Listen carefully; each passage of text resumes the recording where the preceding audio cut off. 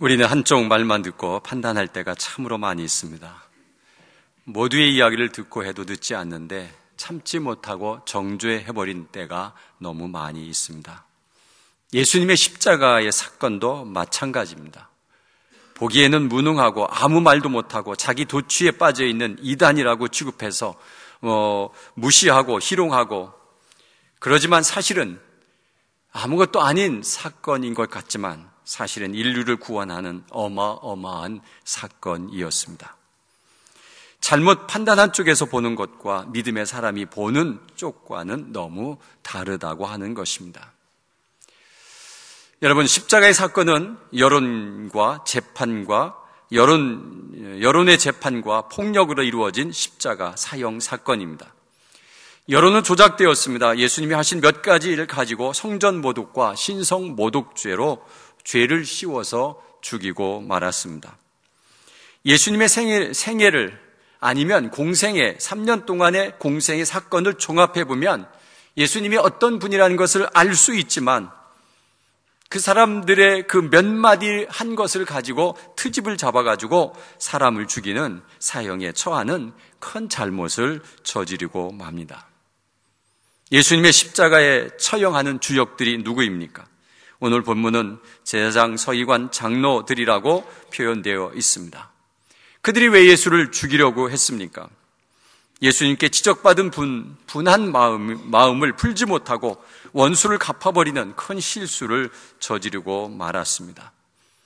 예수님께서 성전 청결, 그런 사건, 그리고 독사의 자식들아 라고 하면서 그 회칠한 무덤이라고 말했던 그들의 그 욕설 때문에 그들은 예수를 죽이기로 작정합니다.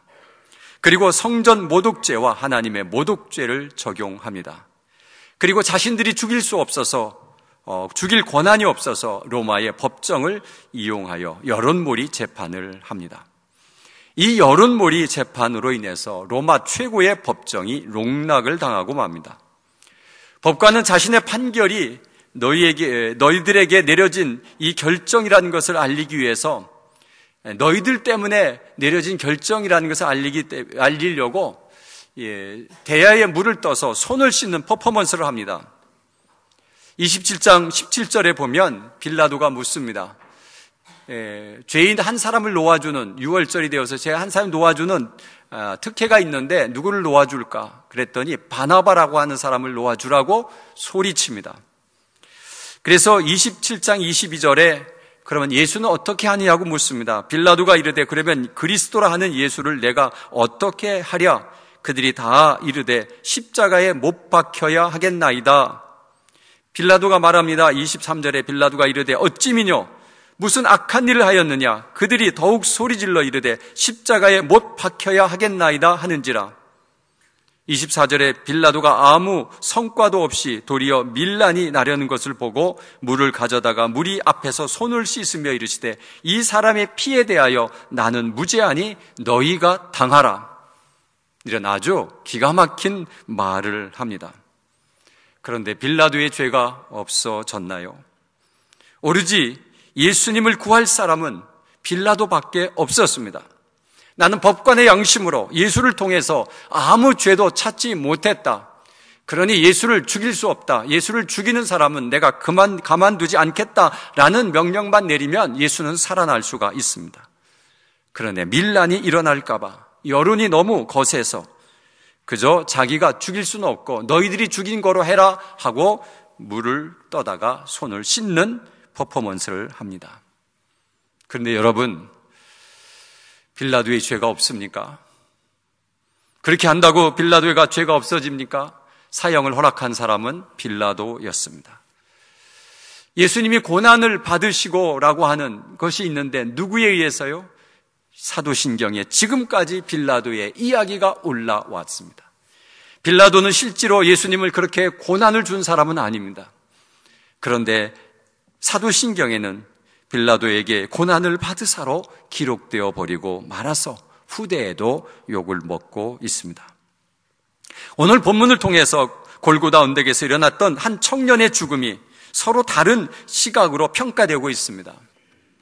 첫 번째 한 시각은 유대교를 모독하고 신성 모독하고 성전을 모독한 죄를 물어서 로마 군대의 힘을 빌려서 정치적인 죄수로 몰고 가서 이단을 심판하는 시각으로 끝이 납니다. 제사장과 서기관과 장로들은 저 이단을 없애야 된다고 하는 그런 생각을 가지고 자신들이 그 죄목 가지고는 로마 법정에서 죽일 수 없기 때문에 정치범으로 몰고 갑니다. 자신이 왕이라 그랬다라는, 그래서 반란을 일으킬 수 있는 사람이다라고 하는 죄목을 붙여서 법정에 끌고 갑니다. 그러나 빌라도는 예수를 아무리 뒤져봐도 그런 죄를 찾을 방법이 없었습니다. 자, 또 한 다른 시각은 이런 시각입니다. 한 청년의 억울한 죽음을 통해서 인류 구원의 역사를 이루고 계셨습니다. 한쪽에서는 이단 처단하는 그런 역사를 이루지만 한쪽에서는 하나님께서는 그 예수 그리스도의 죄 없이 죽어야만 하는 그런 관계 속에서 인류 구원의 역사로 어린 양 죄를 짓고 인류의 죄를 짓고 죽어가는 어린 양으로 피어나면서 골고다 언덕의 제단에서 예수 그리스도는 인류 역사를 구원하는 그 일을 감행하고 있었습니다. 얼마나 다른 시각으로 지금 보고 있습니까? 한쪽에선 자기들을 방해하고 자기들을 욕먹고 자기들의 자존심을 훼손했던 그를 죽여내는 것이 내 모든 것들이 마음이 시원하고 또 원수를 갚는 것 같은 그런 느낌을 받는 그런 사건이지만, 이 사건은 하나님 입장에서 보면 인류를 구원하는 어마어마한 사건을 지금 치르고 있는 것입니다. 다른 사람의 죄를 위해서 죽어가는 사람이 억울하다고 말하면 안 됩니다. 예수님은 십자가상에서 철저하게 희롱을 당했고 철저하게 무기력했고 철저하게 침묵하셨습니다. 왜 희롱과 무기력과 침묵이, 예수님은 절대 그런 분이 아닌데 왜 십자가상에서만큼은 그런 희롱과 무기력과 침묵을 그대로 받고 계시는지. 예수님이 그렇게 간단한 분이 아니죠. 성전 청결과 그 종교 지도자들에게 하는 행동을 보면 아주 강한 분입니다. 그런데 왜 십자가 앞에서 이렇게 처절하게 아무 말도 하지 않고 희롱을 그냥 당하고 침묵하고 계셨는지. 여러분, 예수님의 희롱하는 장면을 가만히 보면 얼마나 처절하게 희롱하는지 모릅니다. 홍포를 입힙니다. 홍포는 왕에게 입혀주는 왕도, 그런 자주색 왕도를 말하고 있습니다. 그걸 입히고 내가 왕이라고 했느냐? 그것을 입혀준. 그리고 가시관, 면류관이 아니라 가시관을 씌우고 갈대를 들고 오른손을 들고 그 앞에 무릎 꿇고 29절의 말씀이죠. 희롱하여 이르되 유대인의 왕이여 평안할지어다. 마치 왕을 섬기는 것처럼 그렇게 하면서 그에게 침을 뱉고 갈대를 빼앗아 그의 머리를 쳐버렸습니다. 얼마나 조롱하는 일입니까? 자, 그런 희롱을 당하도 가만히 계셨습니다. 십자가에서 옷을 다 벗겨버리고 옷을 다 벗겨버렸습니다. 여러분, 십자가상에서 옷 입은 예수로 되게 걸려 있는데 사실은 팬티도 입지 않았습니다. 그러니 얼마나 모욕적인 사건입니까? 그런데도 주님은 아무 반응을 하지 않습니다. 쓸개탄 포도주를 주었습니다. 여러분, 쓸개탄 포도주가 아니라 모략을 탄 포도주를 줘야 되는 거예요. 이 모략은 마취 효과가 있어서 그걸 먹으면 이 통증을 그래도 좀 덜 느끼도록 하기 위해서 배려하는 마음으로, 너무 고통스러우니까 모략을 탄 포도주를 줘야 되는데 쓸개 탄 포도를 주었어요. 쓸개가 얼마나 씁니까? 예수께서 주어 마시게 하려 하였더니 예수께서 맛보시고 마시고자 하지 아니하였더라. 맛을 봤더니 얼마나 쓴지. 이런 희롱을 당하고 있습니다. 자신의 옷이 무언지 모르는 그 옷을 가서 제비를 뽑아 나눠 갔습니다. 그리고 유대인의 왕이라는 예수의 죄패를 붙이고 있습니다. 그리고 지나가는 사람들이 모욕하여 성전을 사흘 만에 짓겠다고 하는 자여, 내가 만일 하나님의 아들이거든 자기를 구원하고 십자가에서 내려오라, 그렇게 말합니다. 그리고 대장들과 서기관과 장로들도 그가 남은 구원하였으되 자기는 구원할 수 없으니 이스라엘의 왕이로다 십자가에서 내려올지어다.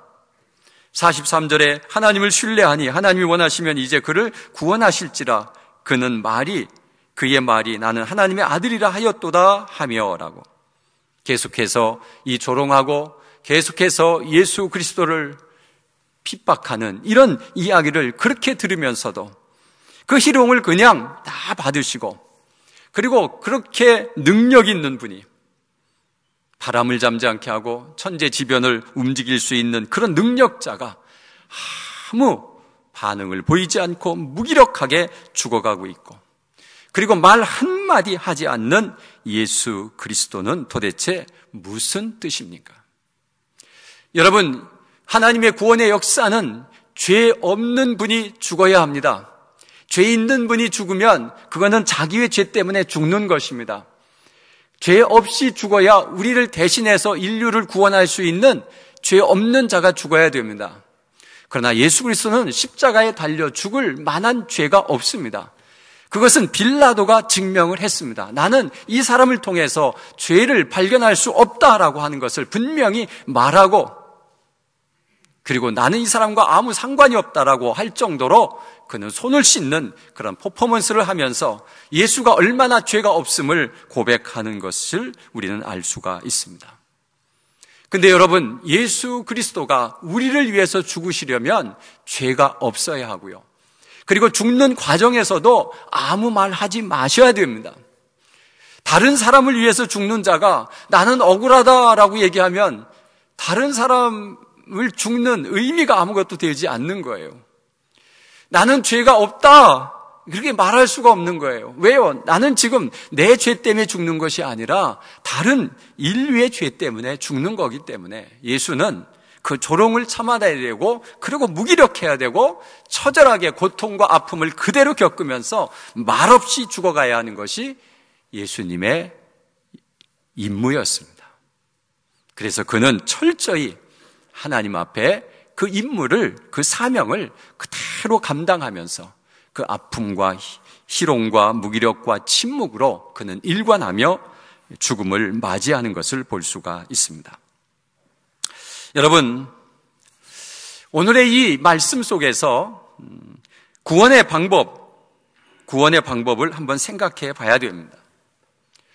자, 희롱하는 이 말들 속에서 우리가 하나님의 구원의 방법이 이런 것으로도 할 수 있겠구나라는 것을 우리가 느껴야 되는데, 첫째는 힘의 논리의 방법으로 구원을 이룰 수가 있습니다. 힘의 논리. 칼과 군대를 동원해서 구원할 수 있습니다. 정치적인 힘으로 구원할 수 있습니다.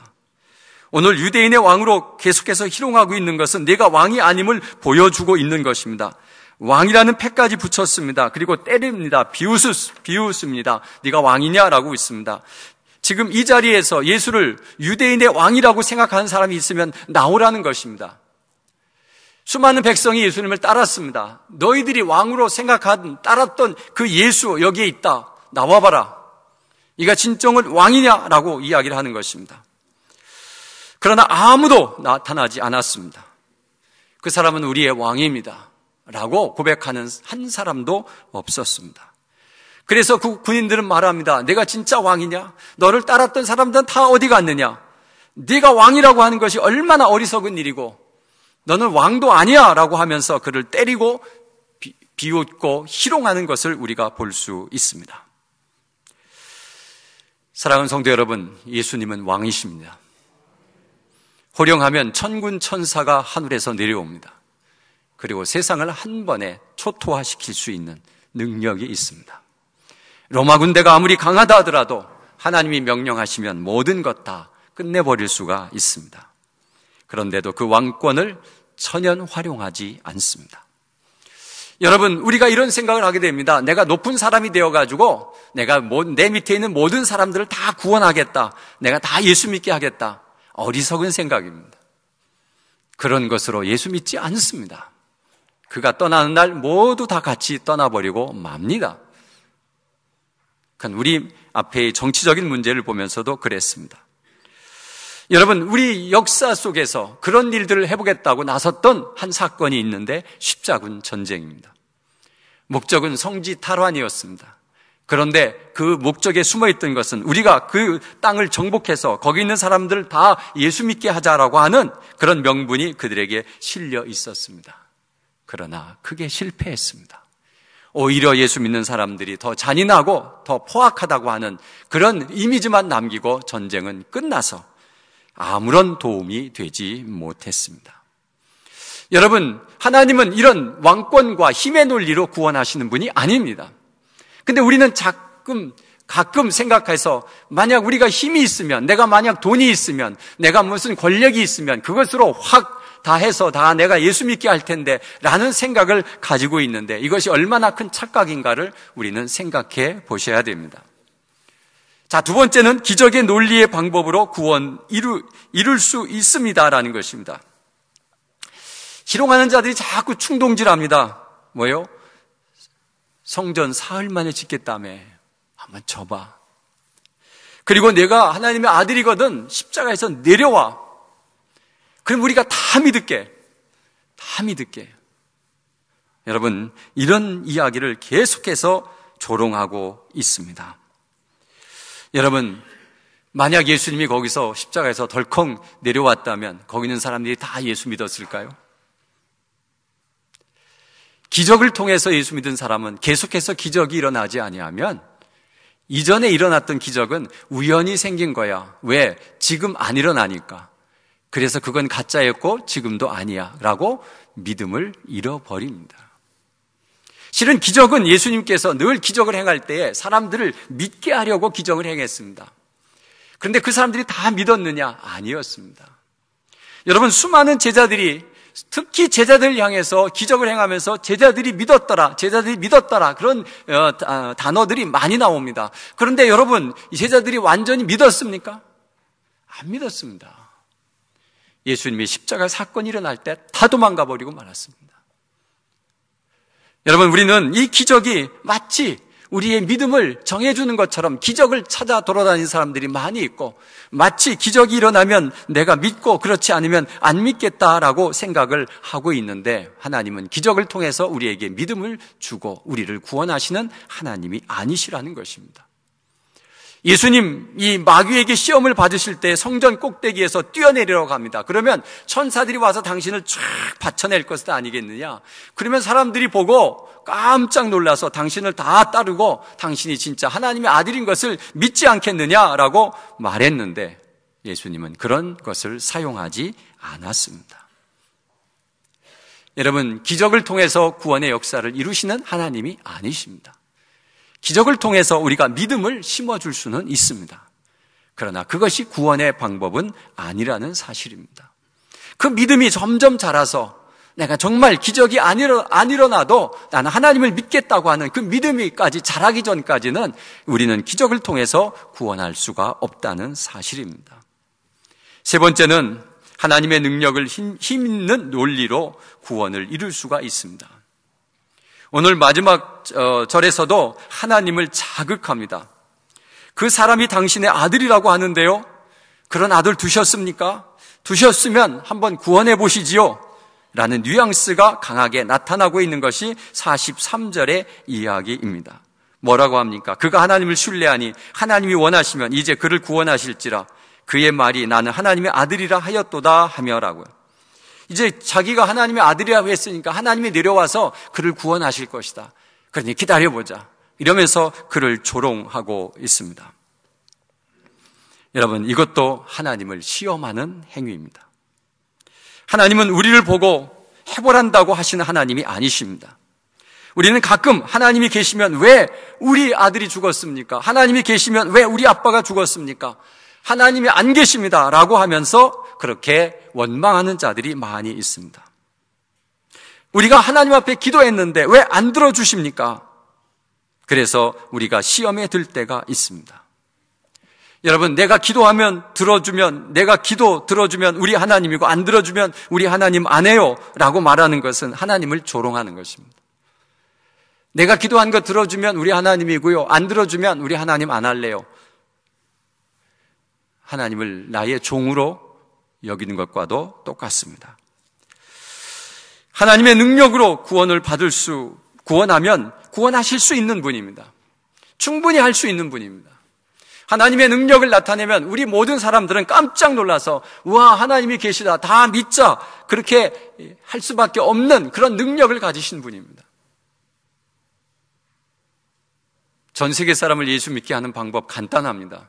하나님이 하늘에 한 일주일만 떠 계시면 누가 안 믿겠습니까? 그리고 내가 하나님이다라고 음성만 한번 외쳐주면 누가 안 믿겠습니까? 그러나 그런 방법을 사용하지 않으시고 십자가의 미련한 방법을 사용하십니다. 믿지 않는 자는 도대체 십자가의 이런 방법으로 구원이 이룰 수 있다고 하는 것을 상상하지 못합니다. 그러나 예수님은 이 미련한 방법으로 생명을 살리고 인류를 구원하는 그런 놀라운 역사가 십자가 안에 있음을 깨닫고 그는 말없이 희롱당하고 말없이 무기력하고 말없이 침묵하면서 그는 그 십자가를 지는 것을 우리가 생각해 봐야 됩니다.